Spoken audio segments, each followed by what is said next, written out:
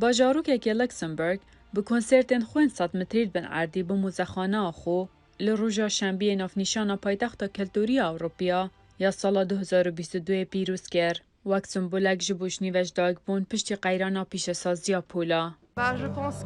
لوکسمبورگ بخواه ناوندک چاندیا باشه دگل همون نتوین لویره و بنافگرنا باجاره کو اصلی دجین وکه پای تختا چانده جبومه تشتک گلک گرینگه.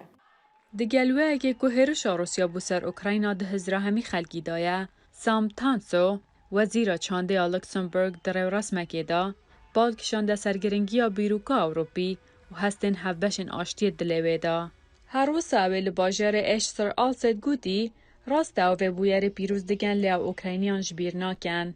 کو باجر اگد کویت باشور روش آوای گراندوچی و ده جاواره کرن کو به هزاران کس لوه هفتیه دا بو پیروز کرنا اش 2022 قصداویره بگد. ام هاتنا ویره داکو ایش 2022 به پایتخت نویا چانده اوروپی پیروز بکن و ام لویره داکو سمایی بکن مروان هان بدن کو بمرا وی بیاره مزن پیروز بکن.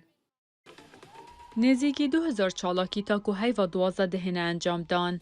بوه هیویه که باجر ایش سرنجانیف میلیون سردان کاران بکشید. که دوا مزنترین باجر ولاتیه. لبشوه فرانسی لورین و 11 باجرندی لکسمبرگ و 8 باجرن فرانسی بجداری دو اپراسیون آوه درخستنا کانزا ادا کریه. من بهیست که لور شاهیه که او من گوت اف درفتک باشه که از وگرم ایش. اف دمک دریج بو از نهات بوم. جبر وی که جبو من درفتک پر باش بو که از وگرم. کانس للیتوانیا و نووی ساد لسربیا دو باجرندینه که نافنیشان پایتخت چاندی اوروپا یا سال 2022 دست خستینه.